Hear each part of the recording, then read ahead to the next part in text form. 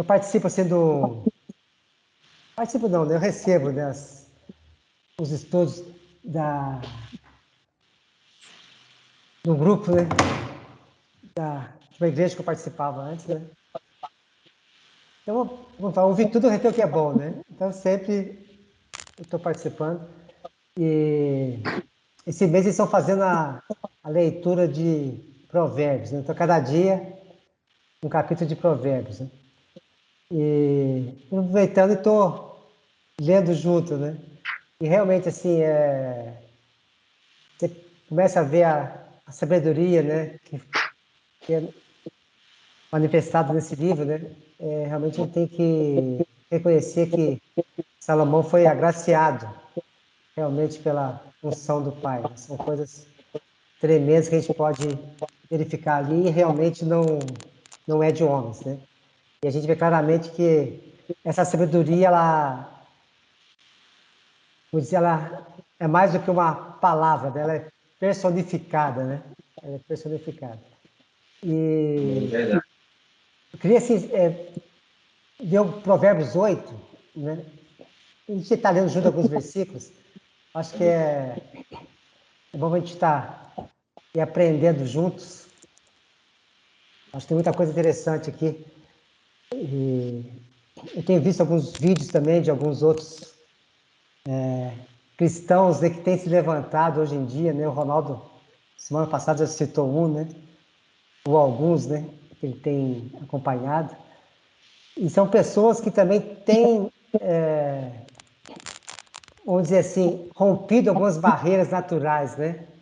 A gente tem falado muito nisso, né? Em viver o reino, em estar manifestando algo novo, né? E a gente tem declarado muito isso em relação ao próprio Cristo Jesus, né? De a gente ter realmente essa revelação nova, um reconhecimento, né? Muito maior de quem é Cristo, né? Principalmente de quem é Cristo na nossa vida, né? A questão desse relacionamento. E o Manuel tem falado demais em relação ao reino, e o que é viver no reino, o que é manifestar nesse reino hoje em dia, né? Então, acho que para tudo isso, a gente precisa muito, né, do que Salomão coloca nesse livro, né? Aí vão estar lendo e alguns irmãos também quiser falar, Ah, estamos, quer dizer, é um estudo conjunto aqui, né? Está amém. aberto realmente. A partir do versículo 12. Eu, a sabedoria, habito com a prudência e disponho de conhecimentos e de conselhos. Então, assim, desde o capítulo 1, né, é como se a sabedoria estivesse falando, né? Então, como eu falei, ela é personificada, né? Então, desde o início, a gente vê a sabedoria realmente assumindo um lado pessoal, né? E ela fala, eu habito com a prudência e disponho de conhecimentos e de conselhos. O temor do Senhor consiste em aborrecer o mal, a soberba, a arrogância, o mau caminho e a boca perversa, eu os aborreço. Meu é o conselho e a verdadeira sabedoria. Eu sou o entendimento, minha é a fortaleza. Vê que no versículo 12, sabedoria está com letra maiúscula, né? Com S maiúsculo. Já que meu conselho é a verdadeira sabedoria.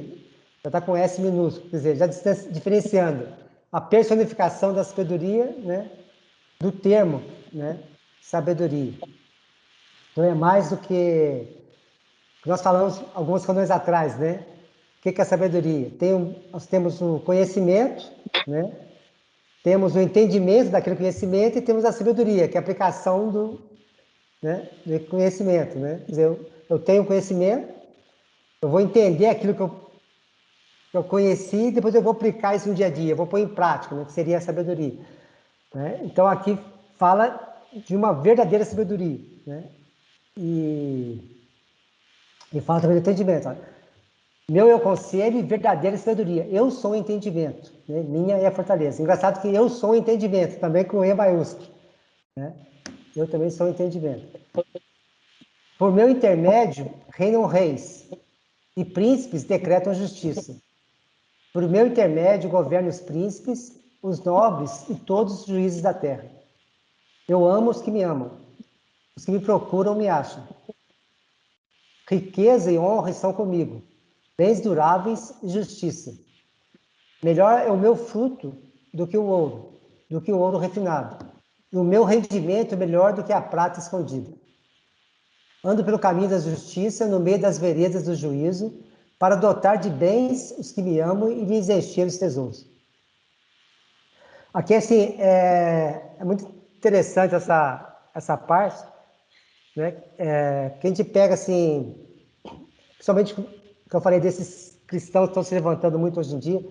Então, eles estão pregando uma coisa que dá um duplo sentido, tá? Então, assim, eles falam muito em prosperidade, né? E a igreja tradicional, ela, de uma certa maneira, ela combate isso, né? Porque tem um lado da teoria da prosperidade, né, que realmente tem um aspecto negativo, né?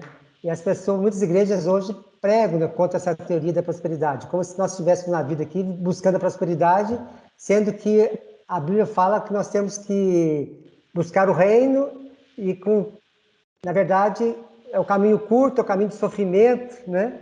Então, assim, são duas linhas que a gente tem que ter uma sabedoria, né? Esse entendimento para realmente entender o que é uma coisa e o que é outra coisa, né? E aqui, assim, é bem claro, né?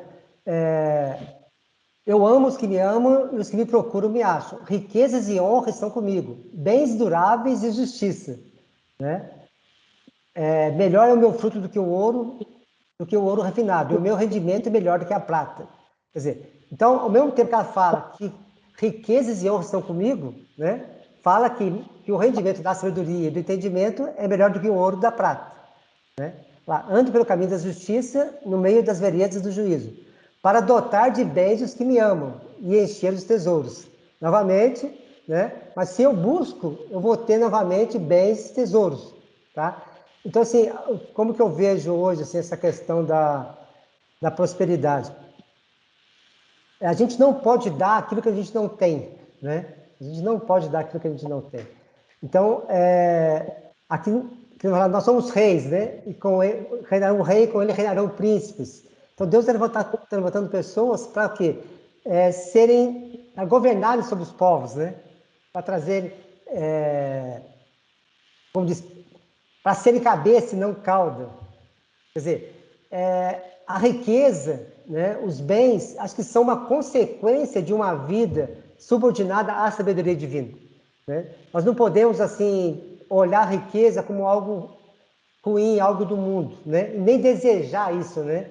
Se eu tenho no coração esse desejo de riqueza, da posse, eu vou fazer isso para ter a riqueza, eu vou fazer isso para ter esse ouro, né? Aí sim eu estaria agindo contra a sabedoria, porque melhor é a sabedoria do que o ouro, né? Então, nosso alvo não é o ouro, não é a prata, né? É a sabedoria, é adquirir esse entendimento, né? Mas qual sabedoria? Qual entendimento? Aqui fala a verdadeira sabedoria, né? E lá em Coríntios, 1 Coríntios 1, 24, todavia, para os que foram convocados, tanto judeus como gregos, Cristo é o poder de Deus e a sabedoria de Deus, né? Então, Cristo é o poder de Deus e a sabedoria de Deus. Então, assim, que nós estamos buscando uma nova revelação de quem é Cristo, né? Então, Cristo, apesar, assim, era Jesus, né, que morreu, ressuscitou e Deus o fez Senhor e Cristo, né? Quer dizer, o sumo sacerdote de uma ordem de Melquisedeque, de uma nova ordem, de uma nova aliança, né? Essa nova ordem, essa nova aliança tem um nível muito maior do que a primeira ordem. E as leis que regem essa segunda aliança são diferentes das leis que regem a primeira aliança. Primeira aliança, né? As leis de Moisés, né? Mas que era lei que não tinha como objetivo justificar, não tinha como objetivo salvar, né? Que era justamente o quê? A lei servia para mostrar a nossa incapacidade de nos levar até Cristo, né? Agora, a segunda aliança, não. A segunda aliança que é lei da liberdade e da justiça, né? Liberdade e justiça. E a base dessa nova aliança de liberdade e justiça que é o amor, né? Amar a Deus sobre todas as coisas e ao próximo como a ti mesmo. Quer dizer, então se eu falo só de liberdade e esqueço a justiça, eu vou cair na libertinagem, porque eu vou buscar a minha liberdade e vou contra a liberdade do outro, né? Aí não vai haver justiça, porque não existe justiça unilateral, né? Então, só é justo aquilo que é bom para todos os lados. Se não é bom para todos os lados, não tem justiça, né? Então, se não tem justiça, não faz parte, né, dessa nova ordem. Então, é uma nova ordem de liberdade e justiça. E essa nova ordem, as leis que regem não são leis naturais, né? Não são leis naturais, são leis espirituais. E o que Cristo fala, né? Que nós já fomos abençoados com toda sorte de bênçãos nas regiões celestiais. Então, quer dizer, essa nossa riqueza já foi nos dada. Só que ela está onde? Está na região celestial, né? Mas, o Manuel tem repetido muitas vezes aí, né? Nós não somos mais seres adâmicos, né? Então, eu fui um ser natural em Adão, hoje eu sou um ser espiritual em Cristo. Então, essa consciência tem que estar muito forte na nossa mente. Então, hoje eu sou um ser espiritual. Se eu sou um ser espiritual e a minha bênção já está na região espiritual, quer dizer, eu já tenho acesso a essa bênção, porque eu já sou espiritual e a minha bênção está na região espiritual, né? Só que não basta eu ter acesso espiritualmente a essa bênção. Eu sou um ser espiritual, mas habito onde? No mundo natural, né? Então, o nosso papel o que é? É pegar essa bênção que já é nossa na região espiritual e trazê-la para a região natural, né? É nós sermos esse canal, né, que vai realmente trazer essa libertação para o povo. É por isso que em Romanos fala, né, que toda a criação geme ansiosa a manifestação dos filhos. Os filhos precisam se manifestar, mas se manifestar não como Jesus fez, né? Acho que é por isso que ele fala que nós vamos fazer obras maiores. Porque Jesus veio com uma missão, né? Ele tinha que abrir o caminho, ele tinha que abrir o caminho. E realmente ele fez isso. Ele fez o que nós não podíamos fazer, ele cumpriu a lei, né? Ele cumpriu a lei e ele nos deu acesso novamente ao Pai. E para isso, né, para mostrar que ele era o Cristo, ele fez muitos milagres, fez maravilhas, fez coisas tremendas, né? Mas os milagres dele, a obra dele foi para mostrar que ele era o Cristo. Esse era o propósito, né? Foi para mostrar que ele era o Cristo.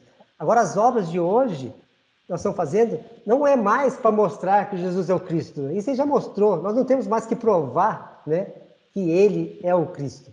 Então, as obras de hoje são justamente o quê? Para mostrar que ele é o cabeça, ele é o Senhor, que ele reina, né? E que o reinado dele é um reinado de amor, é um reinado de justiça, né? Que as pessoas, os que elas anseiam na vida toda, né?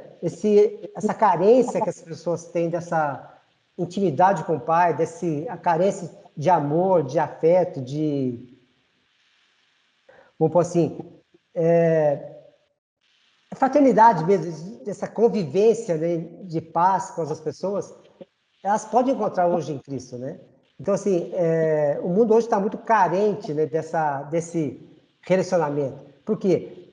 As pessoas estão hoje iludidas com o doutrinamento do sistema, né? Então, o sistema hoje, assim, sistema atual, né, sistema mundano, assim, ele é muito hábil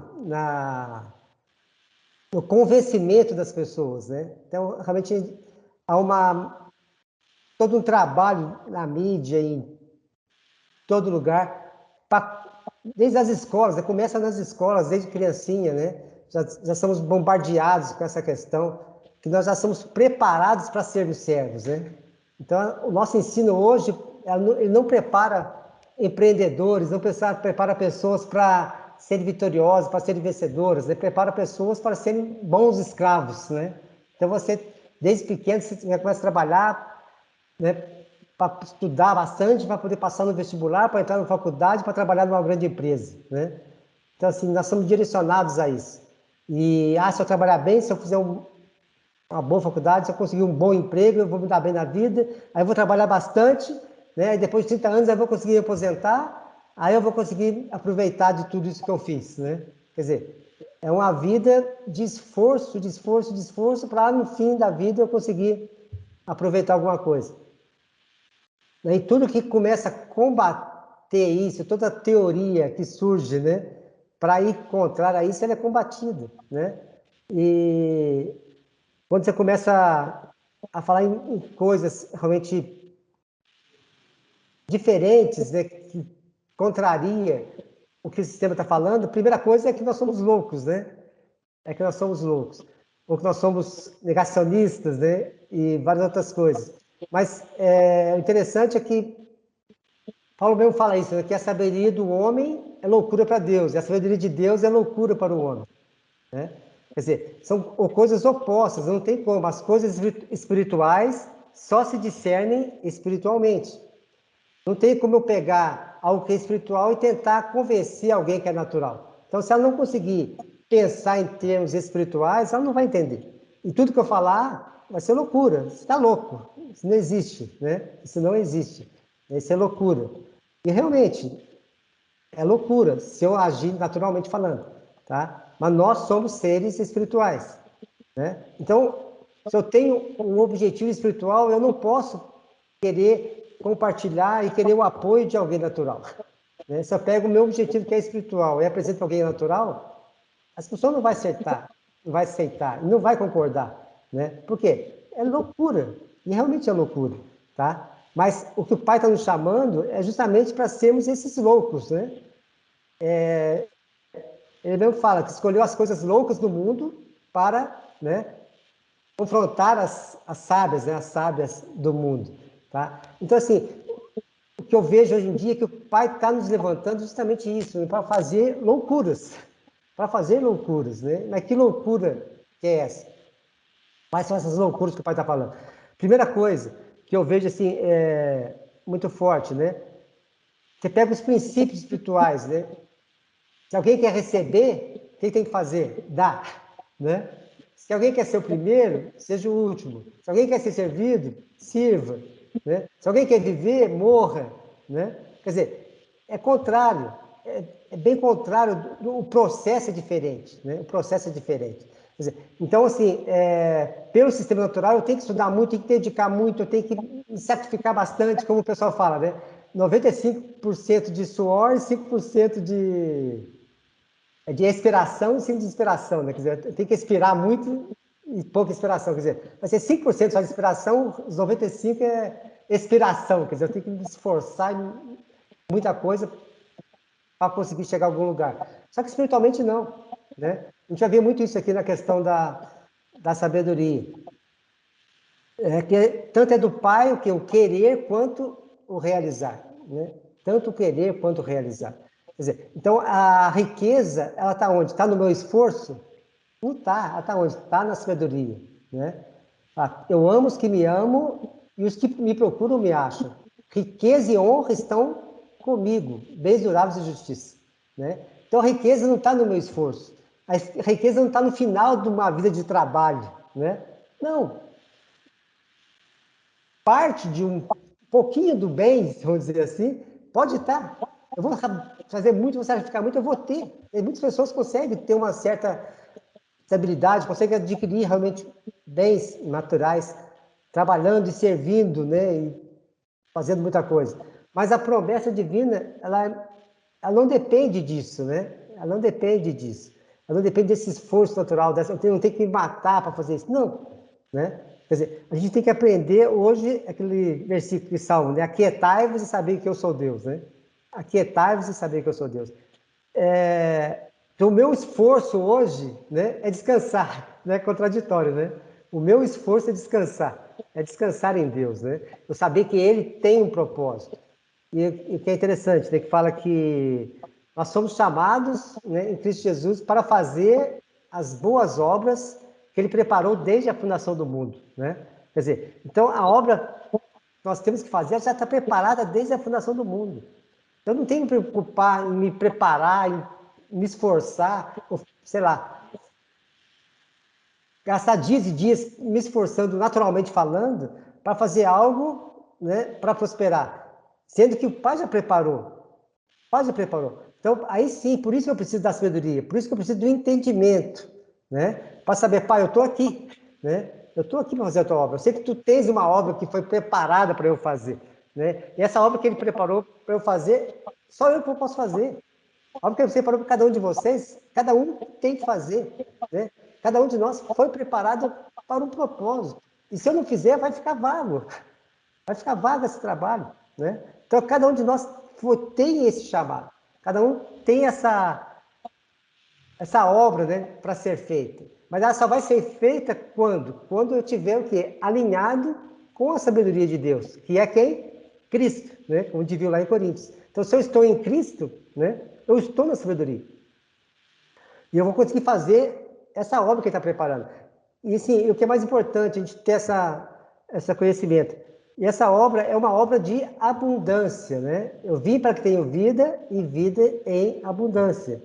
Eu não posso, assim, por isso eu falo, a questão da prosperidade, né, ela tem esses dois lados. Muitas vezes, para não cair no erro, né, de amor ao dinheiro, a gente acha que não precisa do dinheiro, né? A gente acha que não precisa buscar essa questão, tá? Mas eu não posso fechar a porta para ela, porque o ouro e a prata, como diz aqui, para dotar de bens que me amam e de encher de tesouros. É uma consequência da minha vida com a sabedoria, né? Então, se eu busco a sabedoria, se eu busco entendimento, isso vai ser consequência. A gente vê o próprio Salomão. Ele escolheu a sabedoria, né? E ele foi pobre? Não foi, né? Então, a riqueza o acompanhava. As pessoas vinham de longe, reis vinham de longe, trazendo tesouros simplesmente para ouvi-lo. Simplesmente para ouvi-lo. E traziam tesouros, né? Agora, por que isso, né? Porque ele soube direcionar, tá? Então, assim, o que o Pai vai fazer na nossa vida hoje é isso. Então, nós temos que preparar a nossa mente para esse novo, né, para essa nova dimensão, né, que ele está trazendo. É uma dimensão de prosperidade também. Não que a gente vai ter a posse, né? Então, assim, uma coisa que a gente tem falado já desde o início do ano 2000, né? Que o Pai tem nos levantado para sermos mordomos, né? Para sermos mordomos. Então, o mordomo, ele usufrui de toda a riqueza do dono, do patrão, né? Ele mora na mansão, ele dirige o carro do dono do patrão, ele come da melhor comida. Ele não é dono, mas ele usufrui de tudo aquilo, né? Então, é uma coisa. Hoje o Pai tem nos colocado, né, como mordomos do seu reino, né?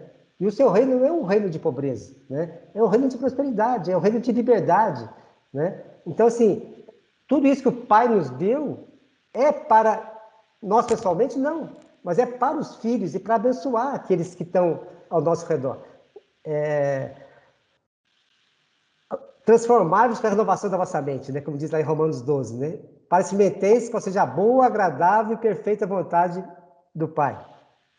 Tá? Então, assim, é um processo, como eu falei, nós somos moldados para não pensar assim, né? Nós somos treinados para não pensar assim, tá? Porque o sistema não quer que a gente pense assim, né? Mas, como eu falei semana passada a respeito de Satanás, né, na presença, que ele foi na presença do Pai lá em relação a Jó, né? Quer dizer, a autoridade sobre o mundo, Deus deu a Adão, né? Então, Deus, quando ele colocou no jardim, primeiro ele fez tudo que tinha de bom e de melhor. Colocou Adão lá e falou, toda autoridade te é dada, né? Sobre toda a terra, sobre os animais, sobre tudo, né? Toda autoridade foi dada a ele. Mas o homem perdeu essa autoridade e Satanás assumiu, né? Rapidamente. Ele tomou essa coroa para ele, tá? Só que Cristo já, com a sua morte, né, e ressurreição, ele já resgatou isso, né? Embora Satanás não tenha sido vencido, tá? Mas a autoridade já foi tirada dele. Hoje ele é um usurpador, tá? Hoje ele é um usurpador. Por quê? Ele não é mais, ele não tem mais essa coroa, ela foi tirada, tá? Ela foi tirada dele. Só que ele ainda continua exercendo autoridade, porque nós ainda não usamos dessa autoridade de Cristo para tomar isso dele, né? Então hoje ele ainda continua com poder, né? Hoje ele tem poder, mas nós em Cristo temos a autoridade, né? Embora o poder está com ele, só que a autoridade está sobre nós. E claramente falando lá que o Pai deu a Cristo toda a autoridade, né? Toda a autoridade, sobre principados e potestades, sobre toda a natureza, né? E essa autoridade Cristo tem também dado aos seus filhos, né? Nós somos um com ele. Então nós temos essa autoridade que está sobre Cristo. E essa autoridade a gente tem que começar a exercer hoje para estabelecimento desse reino. Reino o quê? Liberdade e justiça, né? Reino de liberdade e justiça. Hoje, se for analisar, o que menos tem hoje no nosso mundo é liberdade e justiça, né? A gente vê isso no Brasil hoje, muito forte, essa censura que está tendo, né? Você não pode falar o que você quiser, você tem que ter cuidado com o que você escreve, né? Quer dizer, é uma pressão muito grande para você não exercer o seu direito de liberdade, que para eles hoje nem é direito, né? Você não tem o direito à liberdade. E justiça nem se fala, né? Então, o judiciário hoje, né, é a famosa balança enganosa, né? Ela tende só para um lado, né? É uma balança que realmente não... É um peso e duas medidas, né? Então, assim, totalmente injusto, né? Não totalmente injusto. Não apenas no Brasil, a gente vê isso, né? Principalmente nos países de esquerda, né? Se manifestando muito fortemente isso. Mas mesmo nos países que se dizem de direita, né? A gente ainda vê muita injustiça acontecendo, muita falta de liberdade, principalmente assim, uma má distribuição, né? Das riquezas e poder e a riqueza da mão de muito pouco e a pobreza né, sobrevindo sobre a grande maioria.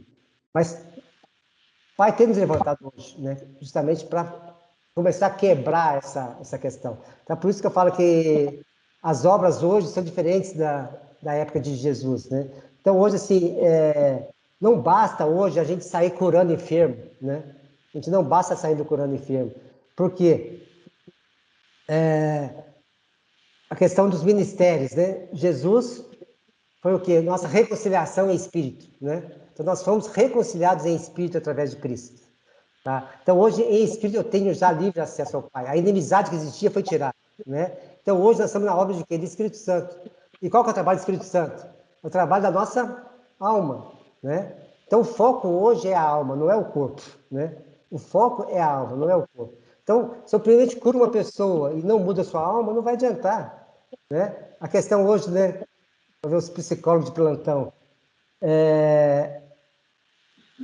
Grande parte das doenças, né, mais de 70%, 75% das doenças, o que eles falam? São doenças da alma, né? A questão da somatização, né? Conforme você pensa, se você é. Quer dizer, então a gente somatiza as nossas doenças, né? Então 95% das nossas doenças, na verdade, elas não são físicas, né? Elas são mentais.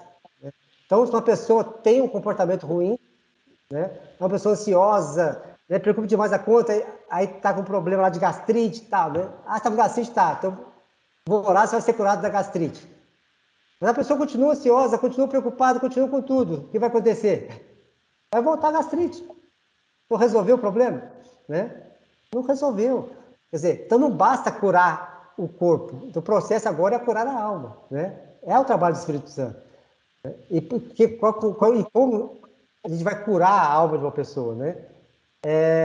Tem que falar, o fim da nossa fé é a salvação da nossa alma. Né? Então, qual que é o princípio da fé?